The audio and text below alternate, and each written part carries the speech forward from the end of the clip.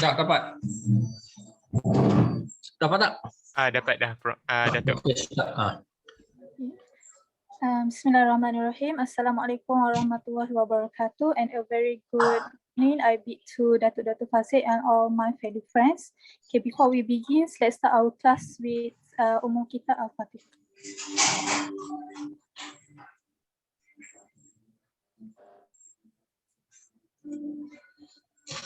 Okay, by the way, I'm Sidhaja binti Rashid, will be the first presenter today.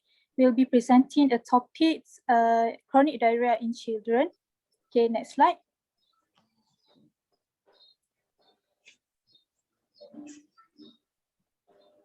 Okay, this is my outline. I will start with definition, classification, approach, and also overview on common cases. Okay, so what does it mean with diarrhea? Diarrhea is the passage of 3 or more loose or liquid stool per day or more frequent than is normal for that individual according to WHO. Well, according to Nelson Essential, diarrhea is defined as an excessive daily stool liquid volume, which is more than 10 ml stool per kg per day. Okay, next slide. So it can be divided into 2, which are acute and also chronic. Chronic diarrhea, which is less than 14 days, while for chronic diarrhea, acute diarrhea is less than 14 days, while for chronic diarrhea, it is 14 days or more, developing of symptoms. It also can be classified into 4, which are osmotic diarrhea, secretory diarrhea, inflammatory diarrhea, and also fatty diarrhea. Okay, next slide.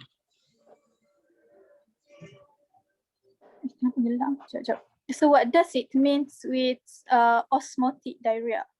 Osmotic diarrhea, where there is an retention of fluid in the bowel as a result of an accumulation of non-absorbable compound.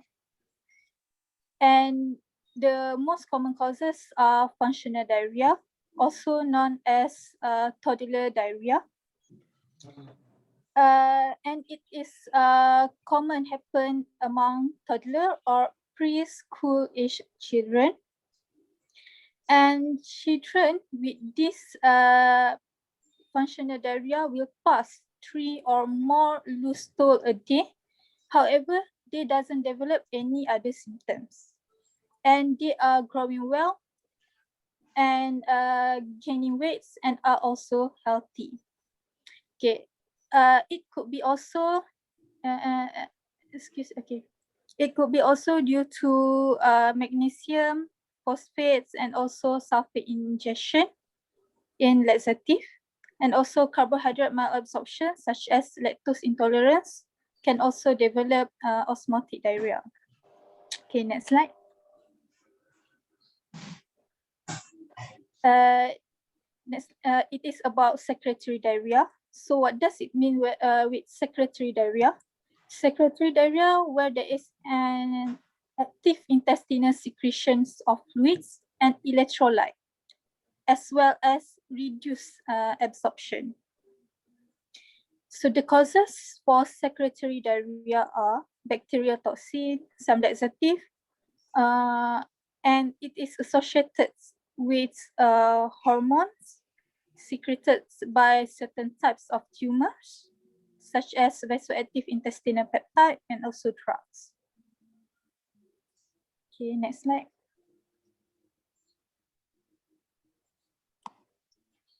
Okay, this one is inflammatory diarrhea, where it is inappropriate immune activation that lead to chronic damage intestinal epithelium. So for inflammatory diarrhea, they might have features of secretory diarrhea or an osmotic diarrhea, depending on the location of inflammation. And the causes of inflammatory diarrhea are inflammatory bowel disease, can be divided into two, which are Crohn's disease and also ulcerative colitis, celiac disease, infectious disease, radiation colitis, and also neoplasia. For celiac disease, where there is an autoimmune disorder that trigger when someone takes gluten. Okay, for infectious diarrhea can also contribute to inflammatory diarrhea. For radiation colitis, where patient got radiation treatment for abdominal or pelvic malignancy that produce mucosa damage. Neoplasia may present with diarrhea either because of abnormal secretory function or due to partial obstruction. For fatty diarrhea, two major causes of fatty diarrhea that contribute to it, which are impaired digestion of fats or impaired absorption. Example for maldigestion are pancreatic insufficiency and also bile acid deficiency. For malabsorptive syndromes are short bowel syndromes and also celiac disease. Okay, next slide.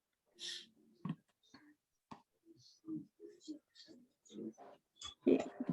This one is the overview regarding osmotic, secretory, and also inflammatory diarrhea that I have been explained it just now. Okay. Okay, next slide. Go back again. This one very important. You explain. Okay, this one. Osmotic go down, secretory go down, inflammatory go down. Okay. For so for osmotic, the defect is ingestion of unabsorbed solute. Maldigestion or due to transport defects. While for secretory, it is due to electrolyte transport, decreased absorption, and also increased secretion, active secretion. While for inflammatory, where there is an mucosa inflammation that reduce mucosa surface area and or colonic reabsorption. Thus, it will increase motility. The stool for the osmotic, it will be watery, acidic, plus reducing substance that I will be explaining after this, and also increase osmolality. For secretory, the stool will be watery and reduce osmolality. For inflammatory, the stool will consist of blood, mucus, and also white blood cell. So for the osmotic, it will be... No. You berhenti sini. I suruh you present daripada atas ke bawah. Osmotic, apa defect dia, apa stool dia, apa others.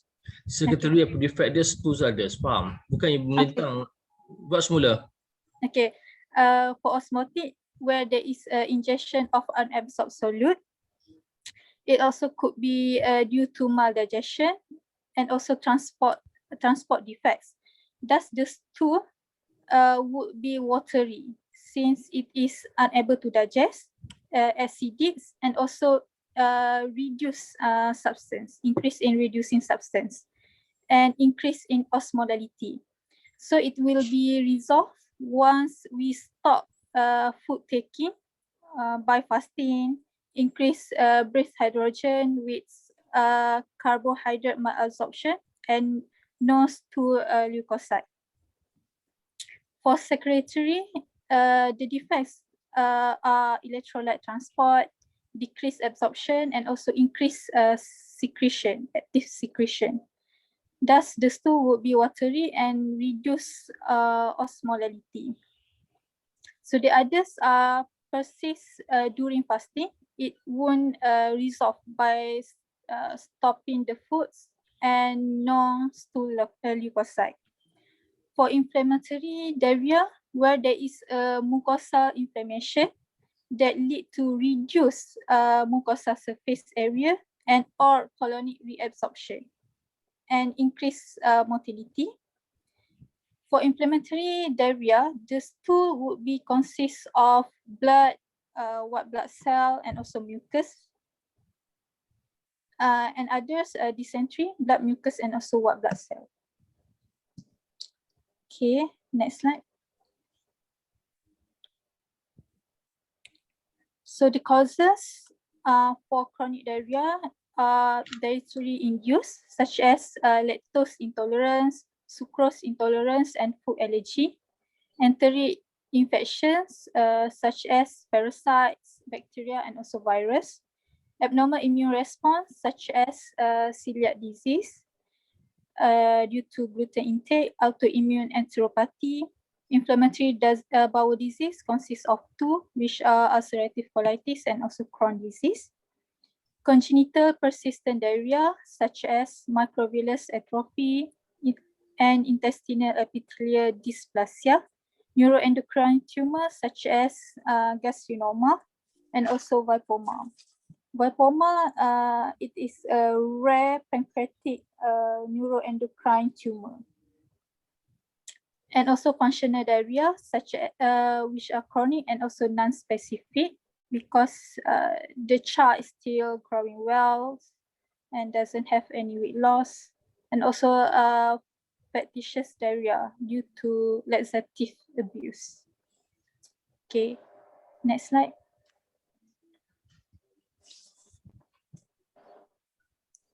So what are the approach to chronic diarrhea?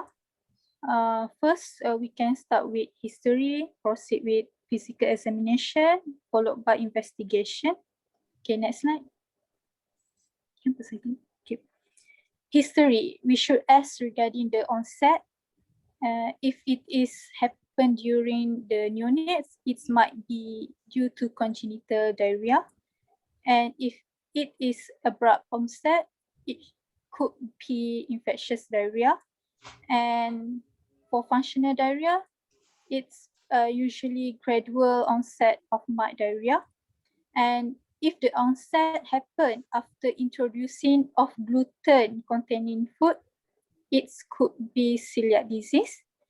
And if it is happened after eating a specific food, it could be lactose intolerance or food allergy. We should also ask regarding the stool characteristic. If it is mixed with blood, it could be dietary protein intolerance or irritable inflammatory bowel disease. If it is white or light tan color, it might be absence bar, bile, or celiac disease. And for functional diarrhea, the stool would be looser as the day progress because it is gradual onset. Okay, next slide.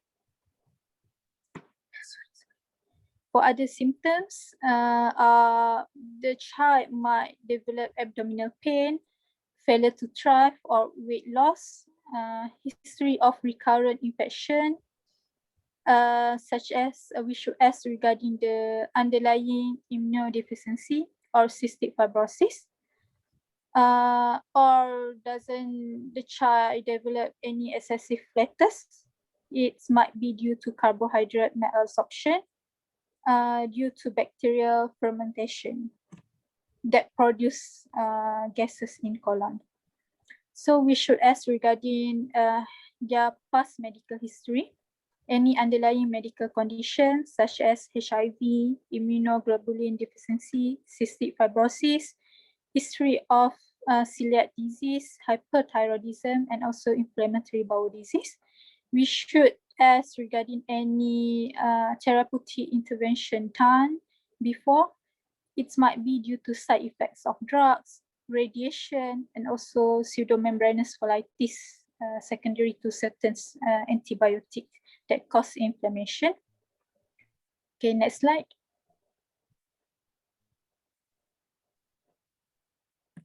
Okay, we should ask also regarding the nutritional history of breastfeed, because exclusive breastfeed can be protective against enteric infection, formula feeding, example, bottle hygiene, preparation, any intake of sugar-free food or excessive juice or milks containing food, sucrose or starch containing food.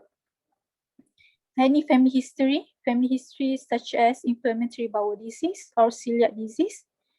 However, negative family history doesn't rule out the diagnosis. We should ask also regarding for social history about housing condition, what's about the hygiene, the water supply, and also sewage disposal. And also other family members that develop the same symptoms. Okay, next slide. Okay, next we move to physical examination. What we actually want to examine in this patient. First, we should take for the growth charts, indicate failure to thrive. In case of patient start to develop malabsorption, maldigestion. Second one is hydration status due to chronic diarrhea, such as sunken fontanelle, reduced level of consciousness, dry mucous membrane, about the skin turgor, capillary refill time, or sudden weight loss. And we should take about nutritional status, vital signs such as any fever, hypotension, tachycardia, and tachypnea, and also check for extraintestinal sign in Crohn's disease such as uveitis, Aphthous ulcer, and also pyoderma gangrenosum. Okay, next slide.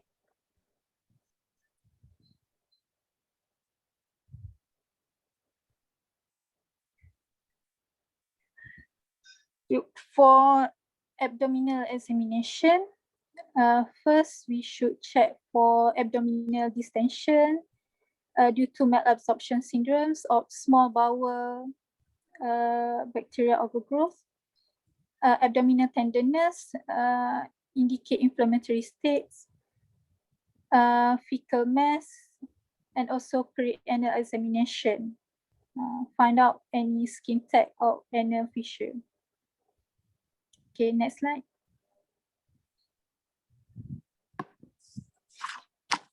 So, what are the investigations that we would like to order? First is full blood count to look at to find out any anemia in inflammatory bowel disease or other chronic illness. Leukocyte indicate infections, and also thrombocytosis indicate inflammatory bowel disease.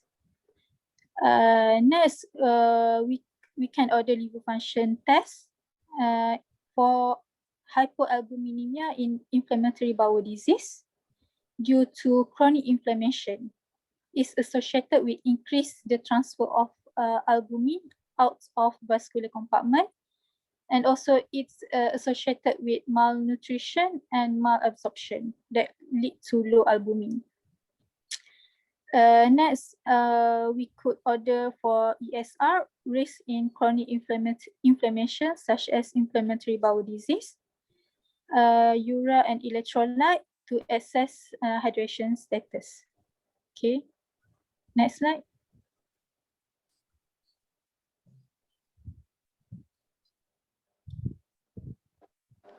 Okay, we should order for stool culture for bacteria, virus study, Clostridium difficile toxin, microscopy for parasitates, ova and cysts, osmolality, reducing substance, fat globule, elastase, calprotectin, and also lactoferrin.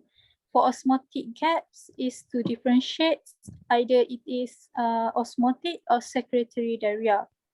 And okay, if a reducing substance present, it would be suggested carbohydrate malabsorption. Where reducing a substance in stool is the test to measure unabsorbed sugar in stool. and it is used to evaluate body's ability to digest carbohydrate or to absorb nutrient. And next is Celiac Serology, immunoglobulin A antibodies against tissue transglutaminase. Okay, like I said before, it is autoimmune disease due to gluten intake. Next, we should order colonoscopy to localize the area involved in inflammatory bowel disease and to get biopsy for diagnosis.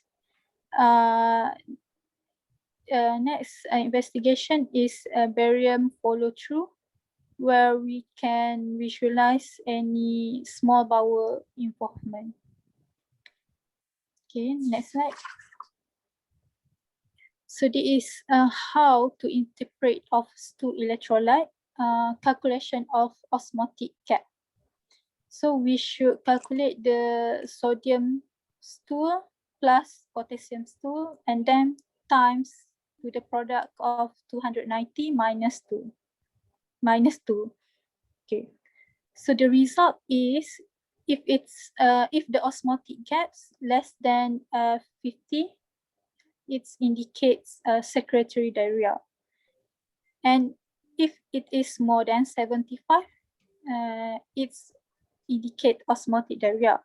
So about the pH, for secretory diarrhea, it is often more than 6.0, while for osmotic diarrhea, it is often less than 6.0. So stool pH is a clue, give a clue to the amounts of organic acid in stool, and usually it will be acidic in osmotic diarrhea. Okay, next slide. This one is an overview of common causes of chronic diarrhea. So today we would like to emphasize on 3 causes. Celiac disease tak common lah. Celiac disease tak common, IBD tak common. Okay. Continue. Itu celiac disease IBD saya tengok satu tak satu dalam 25 tahun. Mak Saleh punya apa?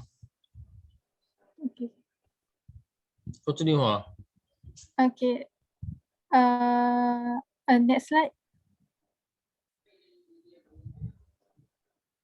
For functional diarrhea, it is chronic non-specific diarrhea of childhood or toddler diarrhea, and frequent watery stool in the setting of normal growth and weight gain. And certain researchers states that it is due to excessive intake of sweetened liquid cause overwhelmed disaccharide absorptive capacity of the intestine.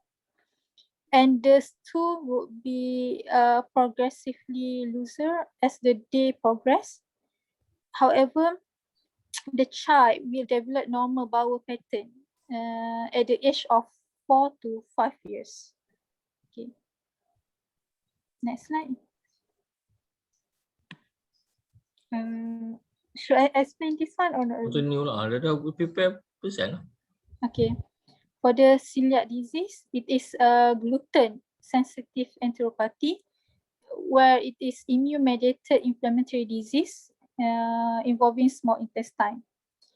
So it could lead to injury to the mucosa of intestine due to gluten intake.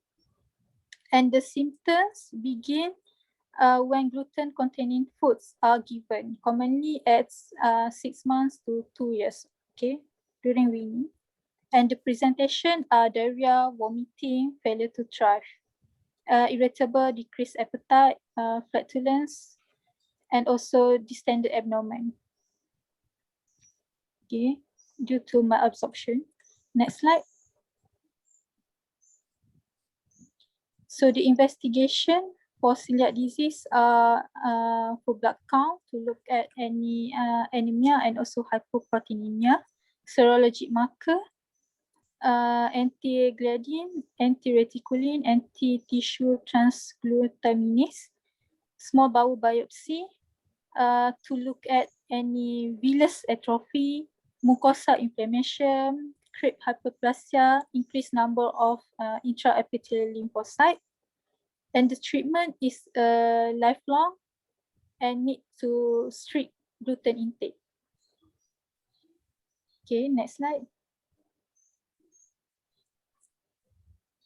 For inflammatory bowel disease, the peak incidence in childhood during second decades of life, it might be due to genetic factors, environmental factors, and may be associated with extraintestinal manifestation such as uveitis, Leptos ulcer, erythema nodosum, pyoderma gangrenosum, sclerosing cholangitis, and also ankylosing spondylitis. Okay, next slide. It could be divided into two, which are Crohn's disease and also ulcerative colitis. So for Crohn's disease, it involves any region starting from mouth to anus, and the common sites are terminal ileums or proximal colon, and patient can come with cramping, abdominal pain with diarrhea, might be associated with bloody diarrhea, tenesmus, and also urgency. Patient might develop systemic signs and symptoms such as fever due to inflammation, lethargy, and also growth retardation due to maldigestion. On examination, patient might have abdominal tenderness with mass or fullness, or perianal skin tag or fistula. So investigations for blood count to look out any anemia, thrombocytosis, or normal elevated white blood cell. Patient might have hypoalbuminemia, normal or raised ESR. We could order for colonoscopy to look at any skip lesion, cobblestone appearance, and barium follow through to look at any narrowing, mucosa irregularity, and thickening of bowel wall. Okay, next slide.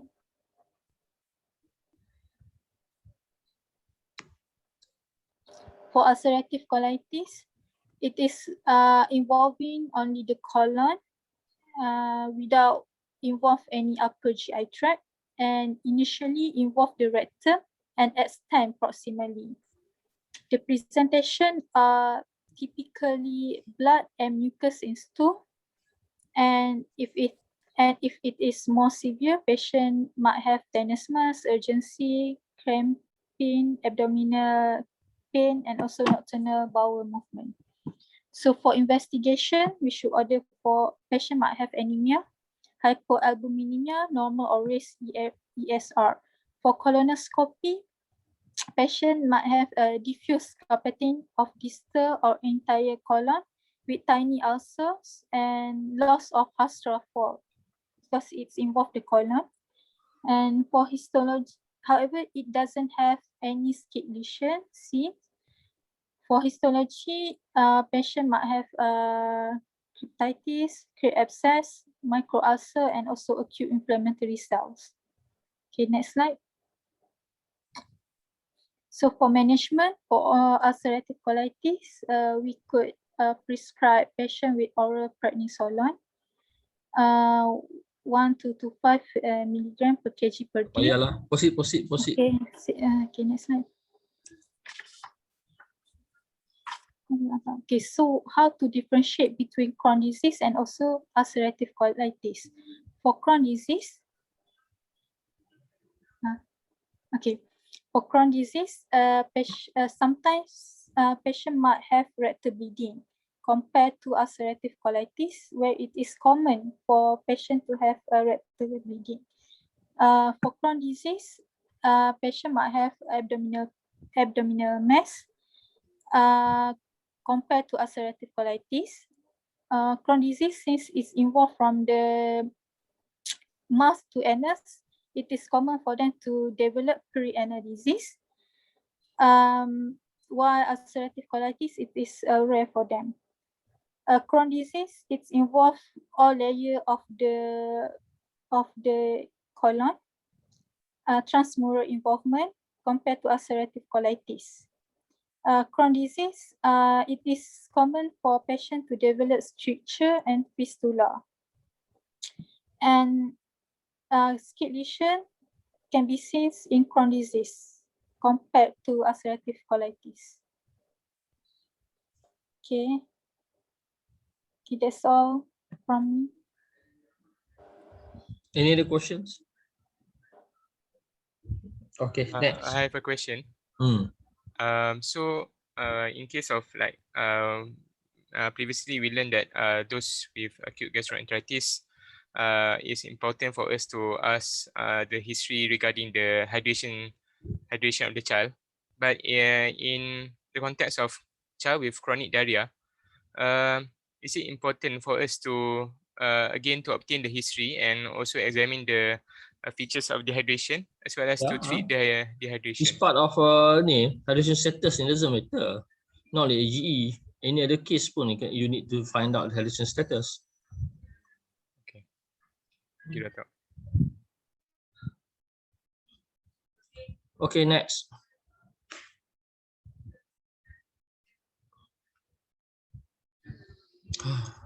Assalamualaikum warahmatullahi wabarakatuh. So my name is Amel and I will be presenting on the next topic, which is the chronic constipation. Okay, so firstly the definition. So the definition of chronic constipation is difficulty in defecation presenting for more than 1 month, causing significant distress in the patient.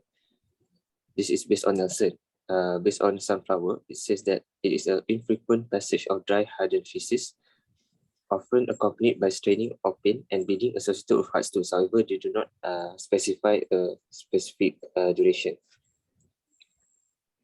Next, so it's important to know about the Bristol stool chart. So we can ask the patient how their stool looks like as the parent.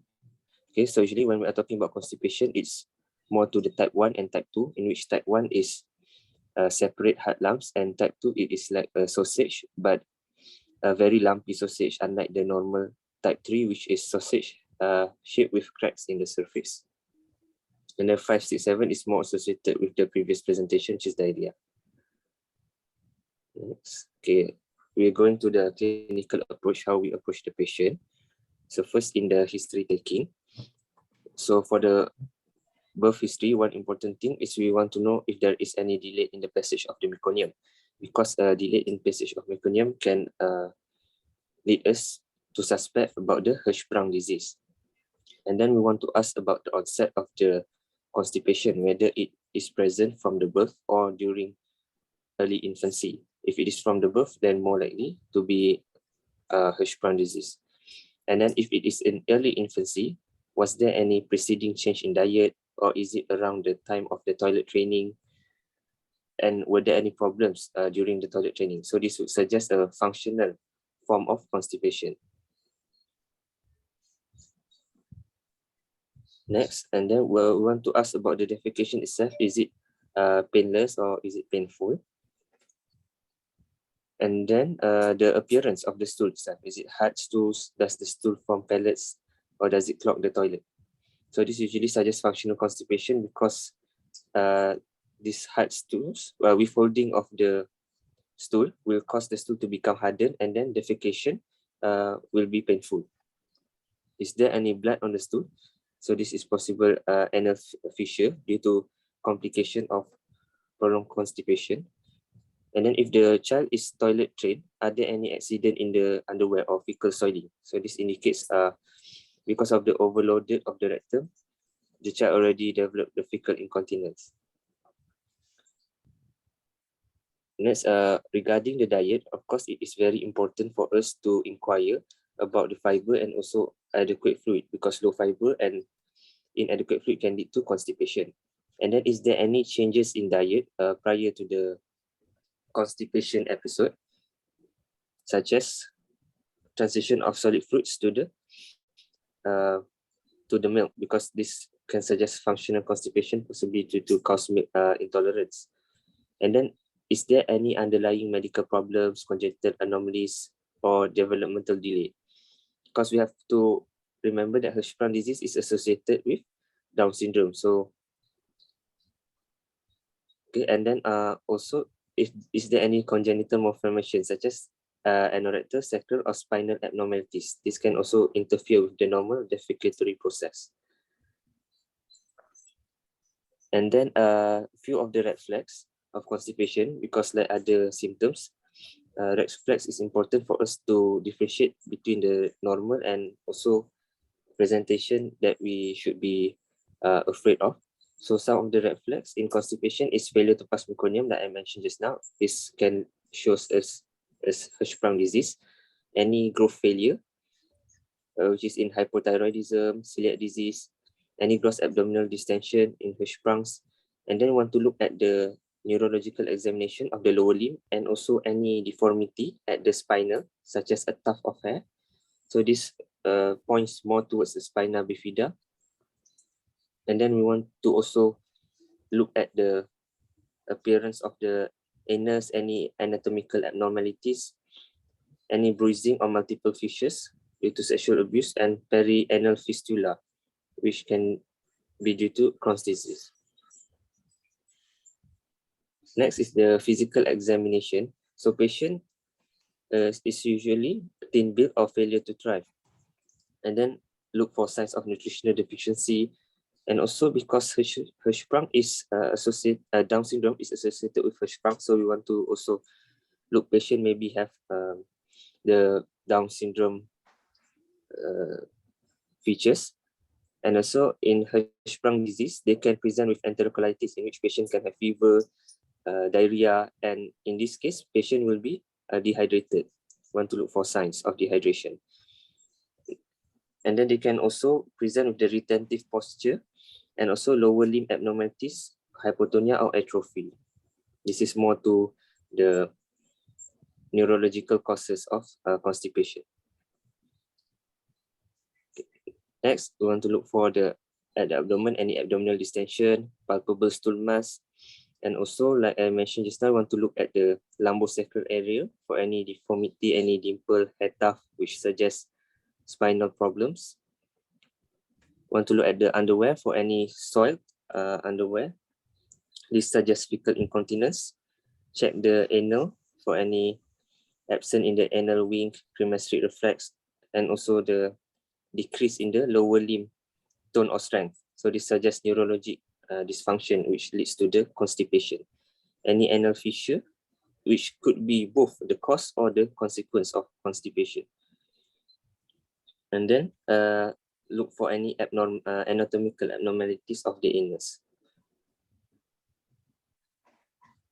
Okay, so for the investigation, I divide into blood, imaging, and biopsy. So for blood, we want to send for thyroid function test to look for any hypothyroidism.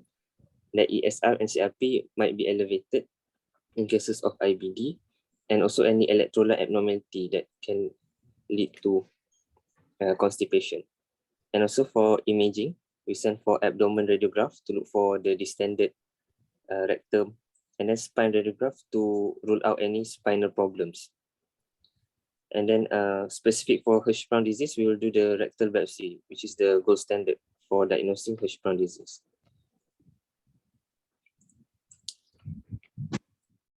So generally, the management of constipation, because patient, so first we have to evacuate the overloaded rectum of the patient. So how we can do this is either by lactulose, BEG, or bisacodyl.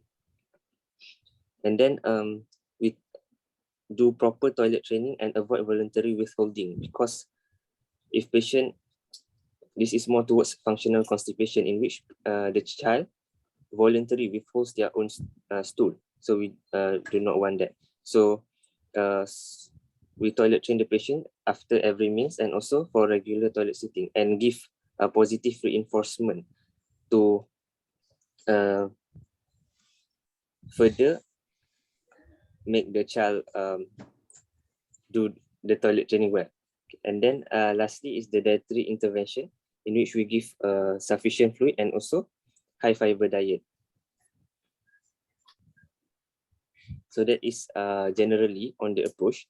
So for the etiology, So we can divide into functional constipation and also the organic causes such as anatomical, intestinal nerve problems such as Hirschsprung disease, any drugs causing the constipation, metabolic disorders or intestinal disorders. So for the functional constipation, okay, so for the diagnostic criteria of functional constipation, it uses the Rome 4 criteria in which it divides based on the age, less than 4 years old or more than 4 years old. However, the criteria is pretty much the same, in which patient have 2 or less defecation weekly, history of excessive stool retention, hard painful bowel movement, large diameter stool, presence of large fecal mass in the rectum, 1 or more episode of incontinence after toilet train, or history of large diameter stool. So you guys can remember this criteria later. Yang sebelum tu, go back again. Yang 4 years old plus, pula. 4 years in terms of the criteria is the same. However, if you can see, if younger children, which is less than 4 years old, it is more macam lenient, or 1 month, two or more of the following. But in 4 years old children, even if they present with 1 or more of the following for a duration of 1 month, we say it is a functional constipation.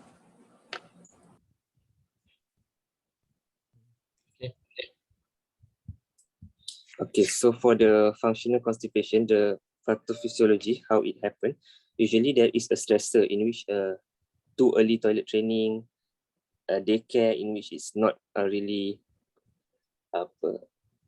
convenient for the child to go to the toilet, and also dietary change. So there will be a withholding of the stool. When there is withholding of the stool, what happens is the stool will become harder and also larger.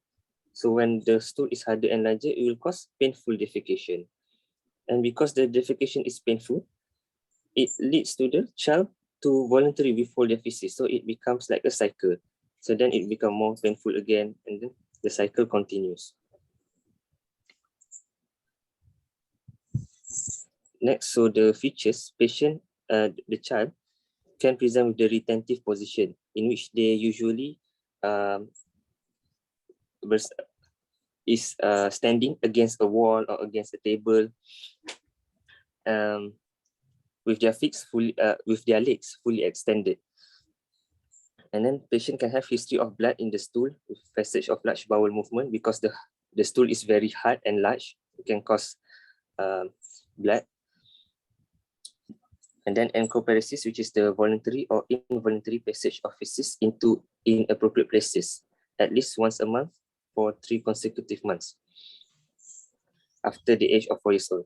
And then once the rectum is so overloaded, patient can also have soiling of the underwear due to the fecal incontinence. However, parents sometimes misinterpret this as diarrhea. So this is, like I said, the retentive position. The child is standing against something, trying to hold their stool. Next, for the management. So for the management, basically you have to give a patient and caregiver education, okay, regarding this disease, and then we relieve the infection using lactulose or stool softener and regular toilet training and balanced diet. The most important thing is the toilet training in terms of the functional constipation. Okay, next is the Hirschsprung disease. So Hirschsprung disease is a developmental disorder of the enteric nervous system. So it is characterized by the absence of the ganglion cell in the submucosal and the mesenteric plexus. So what happened is usually there will be the neuroblast migration from the proximal to distal bowel. However, in Hirschsprung, there is a rest of this neuroblast migration. So there will be absence of the neural innervation at the distal part of the bowel. When the distal part of the bowel is not getting this neural innervation or nerve innervation, there will be inadequate relaxation. So the bowel will collapse and constricted, causing the constipation in the child. Next slide. So for the clinical features, normally patient will have failure to pass meconium in the first 48 hours of life, distended abdomen, bilous vomiting because the constriction is past the gallbladder. So if there is vomiting, it will be a bilous type of vomiting, and then there will also be feeding intolerance because of the frequent vomiting, history of chronic constipation, failure to thrive because of vomiting, and then patient become intolerant to feed, so can lead to failure to thrive. And then Hirschsprung can also present in Hirschsprung enterocolitis, in which they have diarrhea, tenderness, sepsis, and bowel obstruction. Normally, there is also palpable large fecal mass in the left lower abdomen, and during parectal, there is an explosive discharge of false smelly feces with gas. Okay, for the investigation, like I mentioned, the gold standard for diagnosis is by the rectal suction biopsy. And then anorectal manometry, you can see that the internal anal sphincter failed to relax in response to rectal distension. Why? Because of the absence in the neural innervation. That is why when we do the parectal, there will be dia akan terkeluar all the feces. And then barium enema, there will be an abrupt narrow transition zone between the normally dilated proximal colon and the smaller aganglionic segment. Next slide. Okay, this is the barium enema. As you can see, the proximal part is normal size. However, in the distal part, it is more tapering and constricted due to the aganglionosis. Next is the management. So the definitive management in Hirschsprung disease is by performing surgery.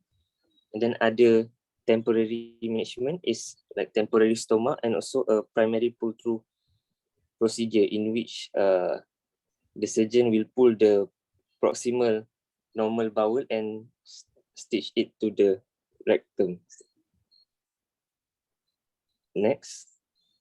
So this is a summary of the difference between the functional and Hirschsprung disease, which have been mentioned just now. So you can read this later. Ya, semua apa? Functional, Hirschsprung disease. Okay, investigation. Okay, baca ni. Okay, so for the difference, okay, so for functional and Hirschsprung disease, as you can see, the onset of constipation, like I said, Hirschsprung disease, it will be at birth, and then functional is after 2 years of age or when the patient, when the child starts toilet training. Okay, so for encoparesis, which is the defecation at inappropriate places, it is more common in the functional type of constipation, and also failure to thrive is more common in the Hirschsprung disease because, like I mentioned, Hirschsprung disease, patient can have bilous vomiting and feeding intolerance, then lead to failure to thrive. And also enterocolitis is present in Hirschsprung disease, and then forced bowel training is usually in the functional constipation. If you start the bowel training too early, patient can have functional constipation. In terms of the examination, abdominal distension is more in the Hirschsprung disease because in functional constipation, the stool is at the rectum, not in the bowel. And then poor weight gain in Hirschsprung disease due to the failure to thrive. And then the rectum usually will be filled with stool in functional, and in Hirschsprung will be empty because the stool cannot even enter the rectum because of the aganglionic portion of the colon. A rectal examination for the functional will reveal stool in the rectum. However, in Hirschsprung, because of the failure of the internal anal sphincter to relax, so when we help it relax by doing the rectal examination, there will be explosive passage of the stool. And malnutrition also more common in the Hirschsprung. For the investigation, anal manometry is normal in functional constipation. However, in Hirschsprung, due to the aganglionosis, there will be failure to relax the internal anal sphincter.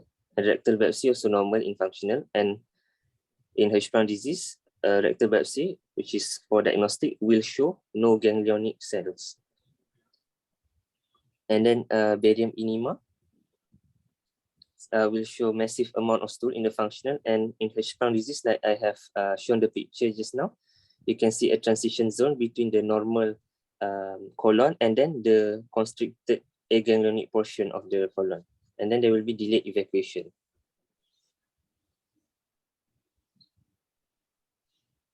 Okay, any questions?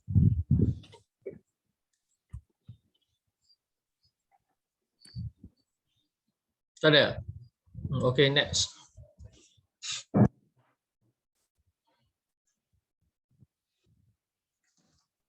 Okay, Assalamualaikum warahmatullahi wabarakatuh.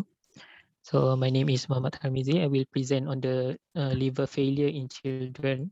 So firstly, let us go to the definition. So it is from Pitt's protocol, which is pediatric acute liver failure study group define acute liver failure as evidence of acute liver injury with no known evidence of chronic liver disease.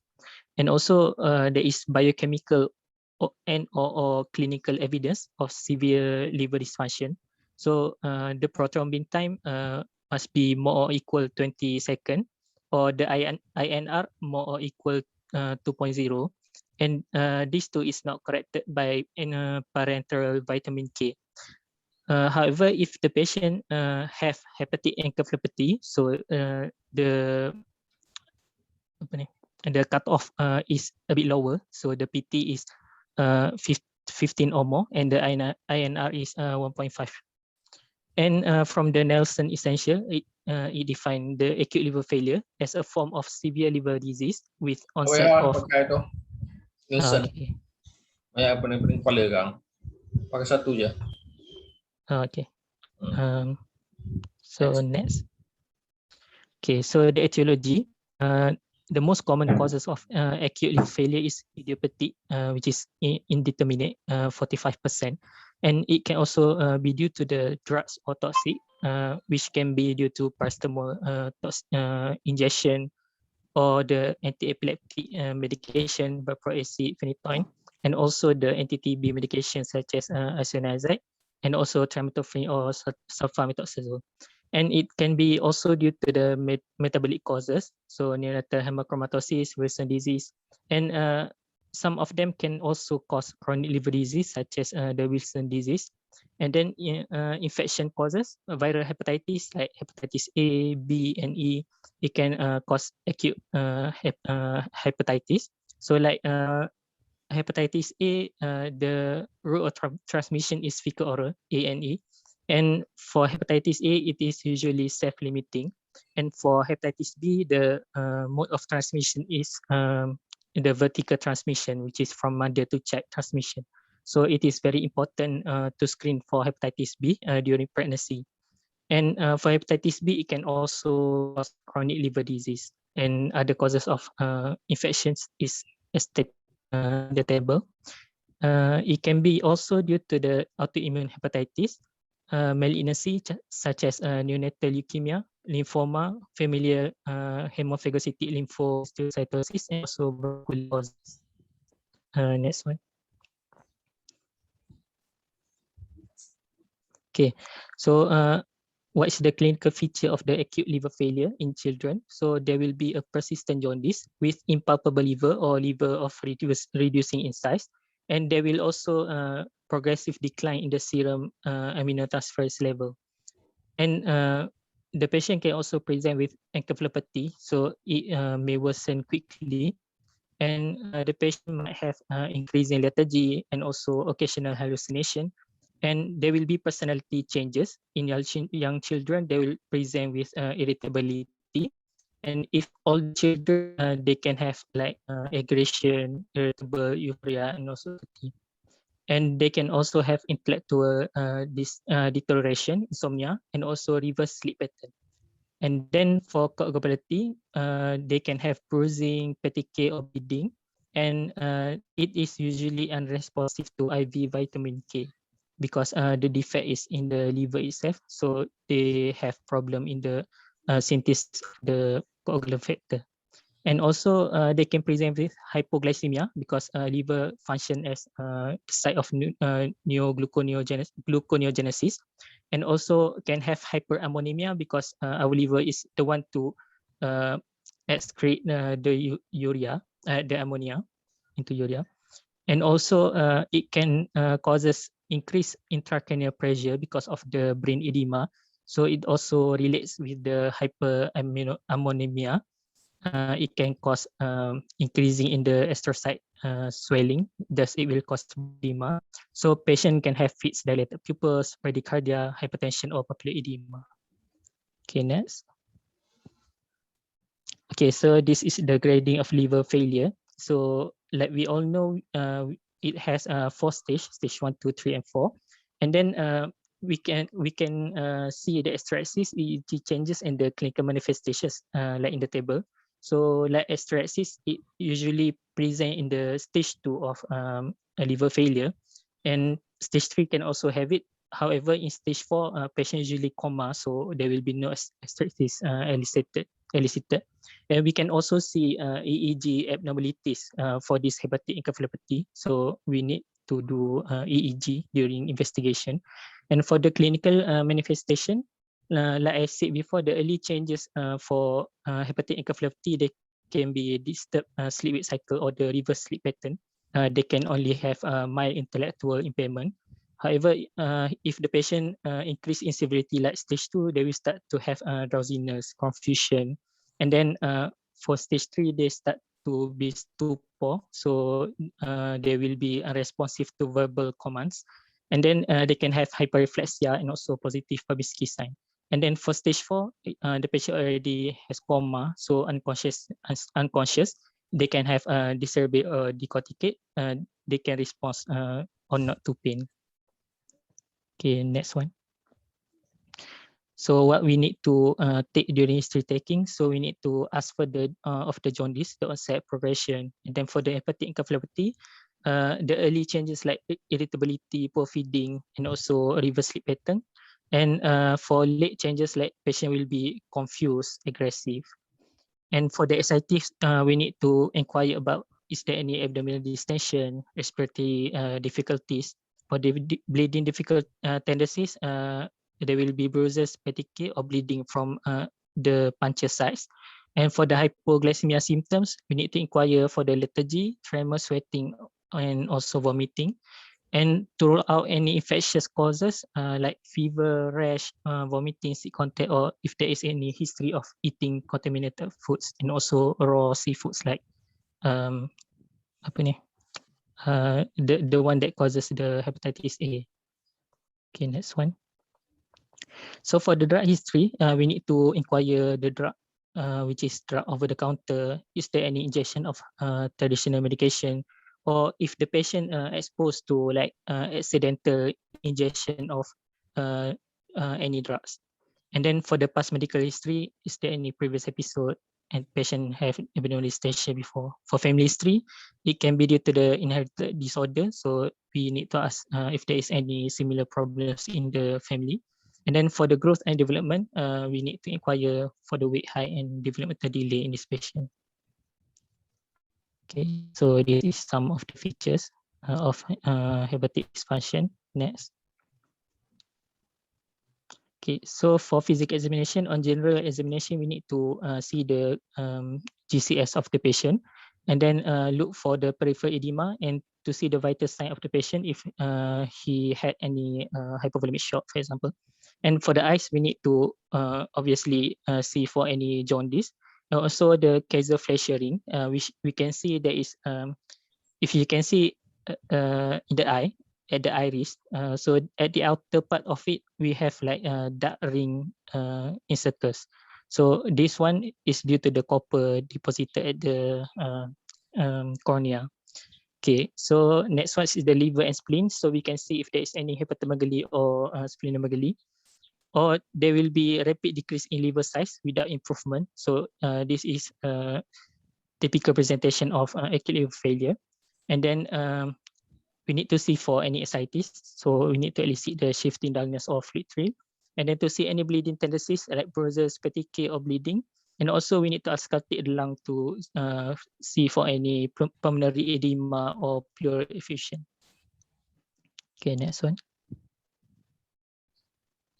Okay, so on investigation, we need to send full blood count to see for any thrombocytopenia. This can be due to consumptive or the reduced production because of the acute liver failure. The white blood cell count, it can be high due to infection or low white blood cell count due to the aplastic causes. And then for the liver function test, they can be raised in the AST, ALT, and ALP, raised in bilirubin, and also low in the albumin production. So for the coagulation profile, we can see there is coagulopathy, so prolonged PT, APTT, and INR, because it involves both the intrinsic and the extrinsic factor. So both PT and APTT will raise. And for they will be also raised in the serum ammonia. And when we do the serum glucose, patient will have hypoglycemia. And then for the renal profile, patient can have high urea. It can be due to the dehydration or upper GI bleed.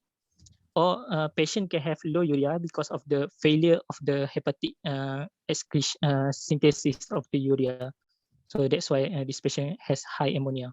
And then patient can have high creatinine, maybe due to the renal impairment, because patient with liver failure can have association with renal impairment. And also patient can have hypokalemia or hyponatremia. And for the ABG, patient can have metabolic acidosis, and we need to investigate the underlying cause. So we need to send for viral serology, like for hepatitis A, B, C.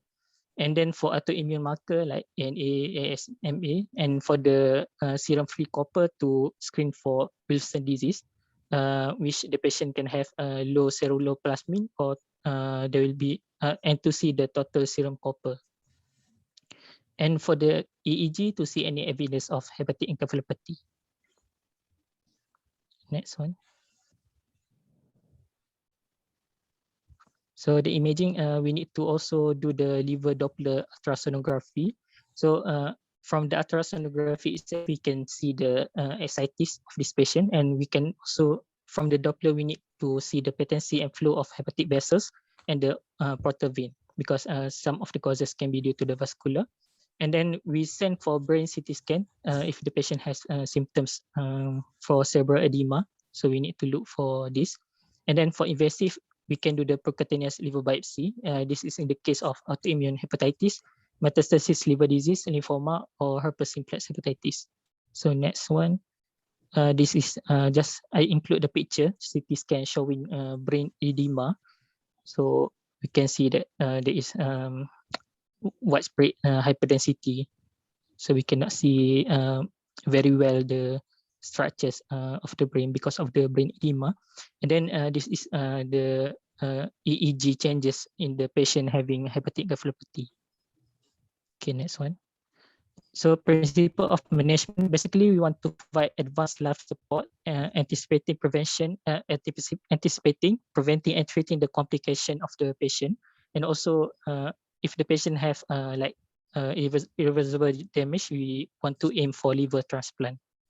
So next one.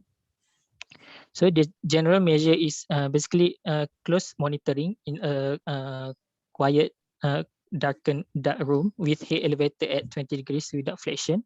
We do not sedate this patient unless we ventilate him. So maintain oxygenation, frequent neurological observation, especially if patient have hepatic encephalopathy. And then we want to infuse vitamin K to correct the prolonged PT2.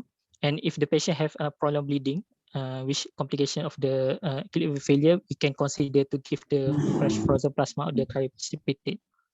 And then maybe give the prophylactic H2 agonist or PPI or antacid, prevent the gastric or duodenal ulcer. And then we need to do full septic screen if we think of infection. And then it depends on the presentation of the patient. If the patient have hepatic encephalopathy, so we need to give lactulose for this patient. And also we give antibiotics like rifaximin or neomycin, because both of this management will reduce the ammonia in the body. antibiotic, it will reduce the colonic production of ammonia by the bacteria. So this will improve the hepatic encephalopathy in this patient. And then we can give enemas if patient having constipation, and also mechanical ventilation if the patient has reaching stage 3 or stage 4. And then for patient having coagulopathy, can give the fresh frozen plasma. And also we need to monitor the coagulation profile of this patient. And then also platelet transfusion is required. If the patient having hypoglycemia, of course, we need to monitor the blood sugar level in this patient every 2 to 4 hours. And then we need to give IV glucose, which using the 10% dextrose solution. Okay, next. So if the patient having ascites, we need to restrict the fluid, which is to 50 to 60% of maintenance, and then restrict the sodium intake of this patient, and we need to monitor the central venous pressure. And then for renal failure, we monitor the urine and input and output. So aim for more than 0.5 ml per kg per hour. And then we give fluid maintenance, maintain adequate circulatory volume. And then next, for hypotension, if the patient having persistent hypotension, we might consider IV NORAD infusion. And then for increased ICP patient, we can consider giving mannitol. And then we can induce hyponatremia and also mild cerebral hypothermia. Tak payahlah, you patient- forward je. Tak payahlah. Oh, tak payah. Tak payah. Oh, you tak baca benda ni. Continue forward. Okay, tak payah. Okay. Okay, ha. Okay. So next one is for the chronic liver disease. So chronic liver disease is defined as the development of cirrhosis and its complications and progressive hepatic failure. So this chronic liver disease can result in portal hypertension, esophageal varices, ascites, and SPP, spontaneous bacterial peritonitis, coagulopathy, hepatic encaph, and also chronic cholestasis. So this is a picture showing just progression of the liver damage in patient with cirrhotic liver. I forgot. So the ultimate like complication of this chronic liver disease, like we can see in the picture just now, is the hepatic cellular carcinoma. Okay. So the causes can be either congenital or acquired. For the congenital, like biliary atresia, inborn error metabolism, tyrosemia, untreated galactosemia, or Wilson disease. And can also be due to the acquired causes, which is infection, the chronic hepatitis B and C, autoimmune hepatitis, Wilson disease, which is rare for the acquired one, and for the primary sclerosing cholangitis, cystic fibrosis, and biliary obstruction secondary to choledochrosis. Next one. So I will explain some of the disease, which is the first one is hepatitis B and C. So it is common to cause chronic liver disease. So like I mentioned before, the mode of transmission. For hepatitis B, it is mainly due to vertical transmission perinatally, and most of them will become the chronic carrier. Sorry for the some problem in the technical. And then others like contaminated needles, which is especially for the hepatitis C, which is from the blood. So contaminated needles, syringe, sexual intercourse, homosexuals, blood product, Hep C. Okay, for chronic one, there will be persistence of HBS antigen for at least 6 months after acute infection with hepatitis B virus. For the incubation period, it usually takes 2 to 5 months. And then investigation that can be done for this patient, like for hepatitis B, we can send for the HBC antigen, HBS antigen to indicate the acute HBV infection. However, we need to note that this HBS antigen has the window period during the progression. And the HBE antigen, which indicates active viral replication, anti-HBC, which is the IgM, it is diagnostic of acute HBV infection. For Hep C, we can send for the anti-HCV. So complication is the cirrhosis and HCC. Okay, next. So just the picture showing the ascites in this patient. Okay, next one. Okay, so for the management, it can be divided into non-pharmacotherapy and also pharmacotherapy. For the non-pharmacotherapy indicated in the severe hepatitis and liver failure, we give adequate rest. This might not be relate with our patient, but avoid alcohol maybe in the later life. Maintaining the fluid intake nutrition, ensure prevent of transmission, avoid trauma, report of any bleeding, monitor PT, and then monitor symptoms of hepatic encephalopathy, and then we need to educate patients and family regarding the condition. Gambar-gambar tu sebelah. Or slide sebelum. Baca ini lagi important to you all, tahu tak? Okay. Daripada yang tadi. Baca bawah tu betul-betul. This more important daripada yang tadi, tau. Daripada yang management ni, ini lagi important. Apa, ha? So like on the left side, patient can have malnutrition, so loss of fat and muscle bulk. There will be distended abdomen from the hepatosplenomegaly and ascites. And we can also see scrotal swelling in this picture. And also there's no jaundice despite advanced liver disease. And for right picture, this patient has gross distended abdomen due to the ascites. We can also see the dilated veins and also the the umbilicus is everted umbilicus. Okay. Forward, tak payah. Okay. Ha. Okay, this just the same. You all ni tak tahu benda penting untuk you all. Bukan management. You all punya year 3 is to recognize the disease. Bukan nak belajar management. Kau pun nak susahkan dia nak belajar management. It's more about the disease, tau. Year 5 Dato. Okay, next. So the next one is biliary atresia. So there is progressive fibrosis and obliteration of the biliary tree, which involve the extrahepatic and also the intrahepatic. So the clinical presentation, we must rule out in patient having prolonged jaundice. So jaundice more than 14 days of life. And patient can have symptoms of obstructive jaundice, which is the jaundice, ductile urine, pale color stool, and also pruritus. So from the investigation, liver function test, we can see there is evidence of conjugated hyperbilirubinemia and also raised ALP due to the obstruction.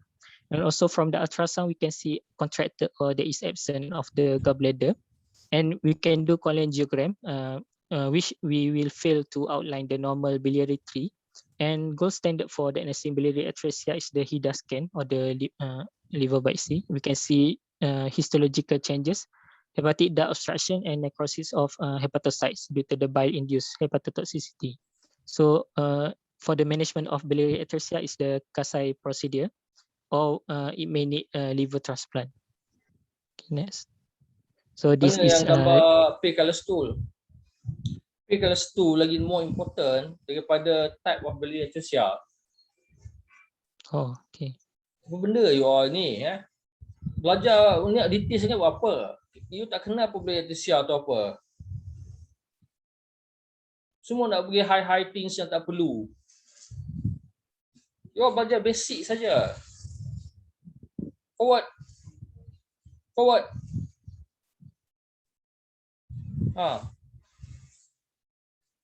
Okay, next one is Saja this one. disease. Okay, so the pathophysiology is basically there will be reduced synthesis of ceruloplasmin. So ceruloplasmin is the one to bind the copper. So when there is reduced ceruloplasmin, there will be reduced in the excretion of copper in the urine. So there will be accumulation of the copper at liver, brain, kidney, and also cornea. So clinical features, usually younger children can present with the hepatic problems. Older children can have neuropsychiatric symptoms, like there will be changes in the performance, mood, and behavior. And patient can have extrapyramidal signs, which includes incoordination, tremor, and also dysarthria. Patient can also have limping gait. And during examination, on slit lamp examination, it can show the bilateral gasoflexion. And also patient can have splenomegaly in Visceral disease. So investigation can do ultrasonography to look for splenomegaly. For diagnosis of this condition, we do the serum seroplasmin. It will be reduced the concentration, and also to look for at the 24-hour urinary copper excretion. So we treat with penicillamine or trientine to bind the copper. Okay, this is actually almost the same. Okay, that's all for me. You all tahu, year 3 is to know about the disease, faham tak? It's better for you to show us the phase stool, type of phase stool. They got 4 or 5 types of phase stool. Daripada tell us the type of biliary atresia. Not for you all to learn what type of biliary atresia, but for you all to learn to recognize the phase stool. You all banyak, ada dengar lecture you all banyak pasal management. Apa benda ya tahun management? For what? You all tak belajar, tidong aja dengar. Your slides sepatutnya mainly focus on the clinical. Tak ada. Tunjuk gambar bleeding, tunjuk gambar tu is much better daripada tunjuk gambar management. Management you need mention saja, tak payah yang detail. You tak practice pun. Yours is to learn about the disease, recognize the disease. Bukan management. Selalu macam tu. Slide penuh dengan management. 5 slide, daripada 10 slide, 3 management slide. Waste time ya. Focus on their illness. Tunjuk gambar pasal apa tu? Sign and symptom. Sign and symptom. This is more important to you all daripada management. Next.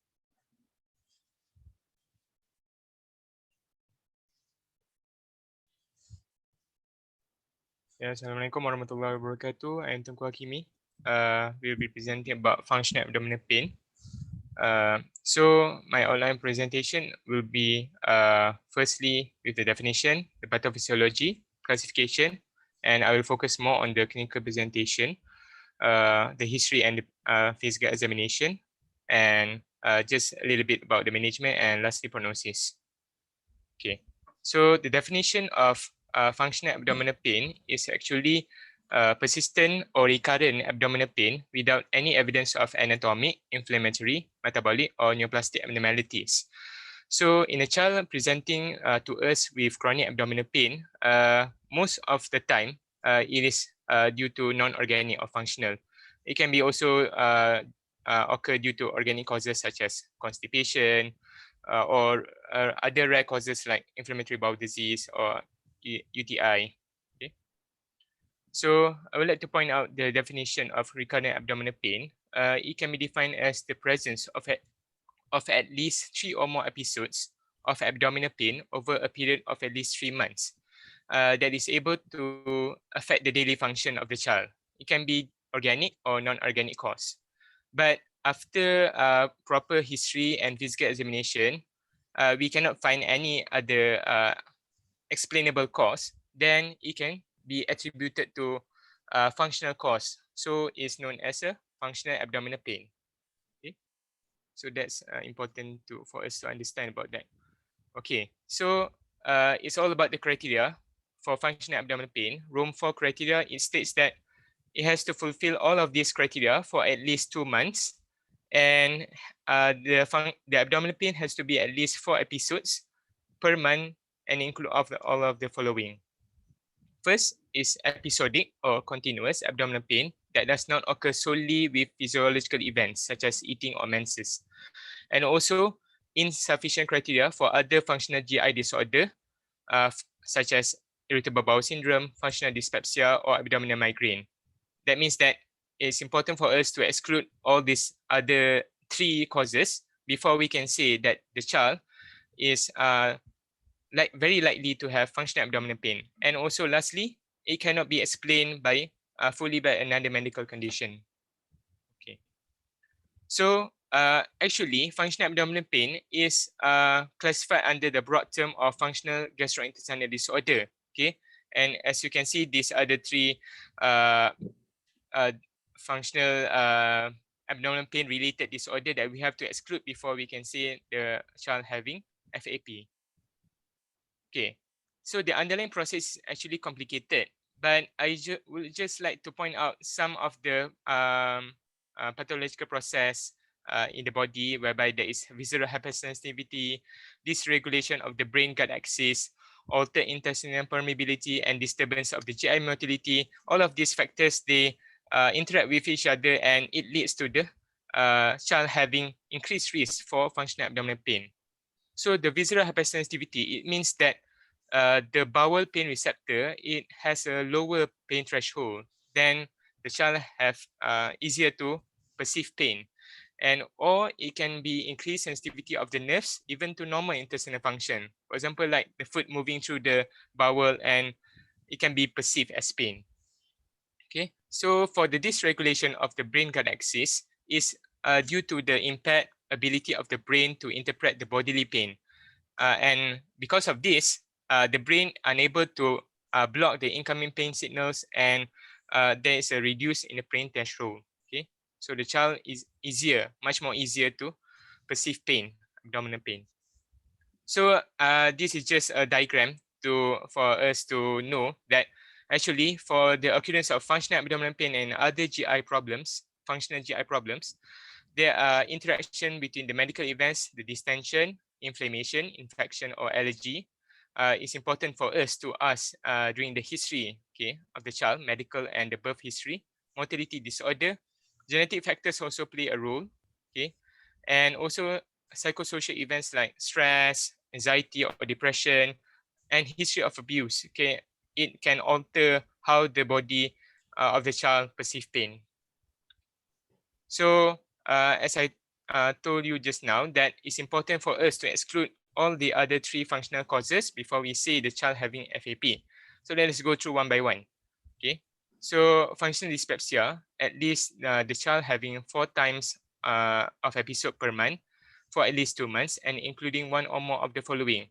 Okay, with the child having fullness after meal, early satiety, epigastric pain or burning not associated with defecation, and also it cannot be explained by other medical condition. Okay. Second is irritable bowel syndrome, whereby it has to fulfill all of the criteria for at least 2 months.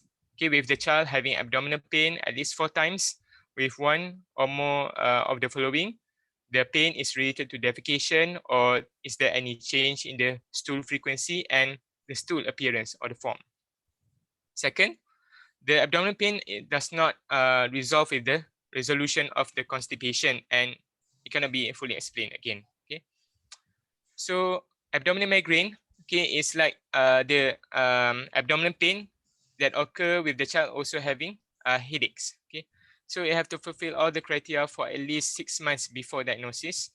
Paroxysmal episodes of intense, acute periumbilical, midline, or diffuse abdominal pain lasting for 1 hour or more should be the most severe and distressing symptom of the child. And the episodes are separated by weeks or months. It interrupts the daily function, stereotypical pattern, and symptoms in the individual patient. And the pain is related with 2 of the following symptoms, like for example, nausea, vomiting, anorexia, headache, photophobia, and pallor. Okay, and it cannot be fully explained by another medical condition. Okay, so here is the history for a child with when we suspect functional abdominal pain. But I would like to stress that in the history and physical examination, we have to exclude the red flag, the alarming symptom and sign indicating other organic causes of the recurrent abdominal pain before we can say that the child having functional abdominal pain. So for a child with FAP, usually the abdominal pain is fully localized. It can be at the periumbilical area, and as a gradual onset, crampy or dull in nature, with no radiation, and the frequently associated symptoms are nausea and headache. It's not time specific, but it can worsen when the child having stress, okay, such as like school transition or parental divorce or food related, and it usually aborts spontaneously and severe. The abdominal pain is usually worse in the morning and improves throughout the day, and it becomes severe again before bedtime.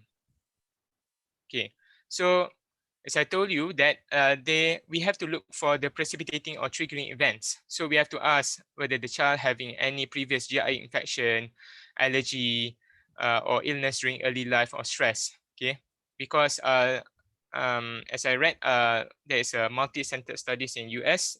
They say that child with GI infection, for example, like Salmonella or Shigella, they have higher risk to develop functional abdominal pain, and also family history of similar disorder and social history. Okay, because this child, they have long-standing abdominal pain and it can interrupt the daily function. So it's important for us to ask about the quality of sleep, any absence from school.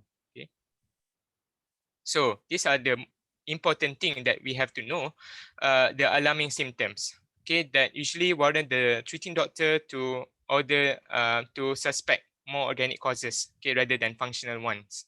Okay, for example, like pain that wakes up child from sleep, persistent right upper or right low quadrant pain.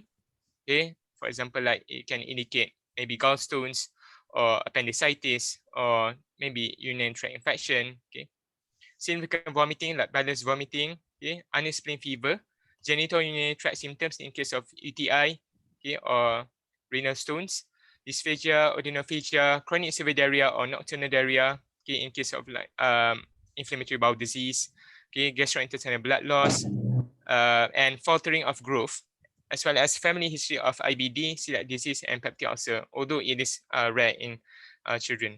Okay. So physical examination, usually a child with functional abdominal pain, they appear to be well. Okay, but we can look for complications such as like malnutrition or anemia. Okay, and also very important to assess the growth and the growth of the child, the height and weight of the child. Okay. So abdominal examination usually normal, no findings, but they can be abdominal tenderness. Okay, usually poorly localized. And also it's important for us to exclude again all of these alarming signs: localized tenderness in the right upper or lower quadrant, fullness or mass, hepatomegaly or splenomegaly, jaundice, costovertebral angle tenderness indicating like pyelonephritis, okay, or renal stones, sorry, and arthritis, spinal tenderness, perianal disease, hematochezia, and anemia. Okay. Okay, so here's a table from Nelson. I would like to just point out the common causes of chronic abdominal pain in child. Okay, organic causes: chronic constipation. Okay, and other rarer ones like Crohn's disease, peptic ulcer, recurrent intussusception. Okay, so and also UTI, very important in children. Okay, and also HSP, Hinox-Connin purpura, because they can also come with crampy abdominal pain that is recurrent. Okay, so when we suspect, after we already after we obtain proper history examination, investigation is not so much that can be done. It's just sufficient for us to diagnose a child with FAP. We need complete history and PE. Ini physical examination. you ambil pada mana? Nelson, Dato. Ya, forget it. Okay. Stupid ni. Mana lagi ni? You buat sendiri ke atau download? I'm sorry? You ambil daripada mana? This one, I take it from journal. You buat sendiri ke atau you download? I download. Tak payahlah, forget it. Okay. Okay, so for the principle of management, I just would like to stress about education and reassurance and dietary intervention. So it's important for us to educate the child and their parents that is benign and not life-threatening. And because of the chronic abdominal pain, we should not let the child to be restricted in terms of joining activities, going to school. Yeah, the abdominal pain is there, but it does. The parents do not have to be worried, okay, about any other dangerous causes. And also we can put the child on close follow-up and counseling. So dietary intervention is helpful in some children with FAP.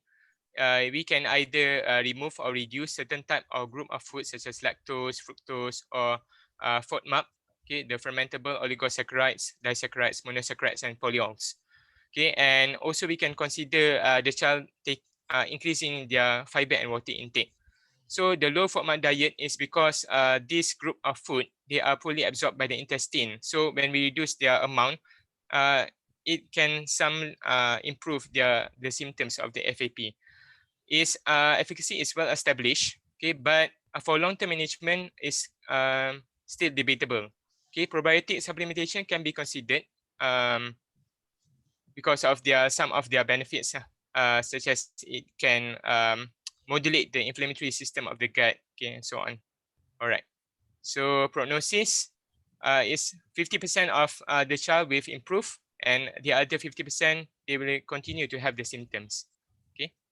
So that's all about functional abdominal pain. You should go a little bit about the IBS, about dyspepsia, about the D. Okay.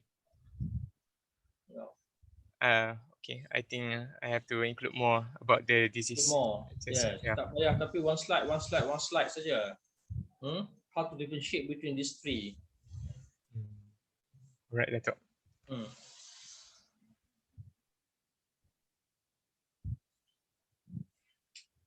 Any questions?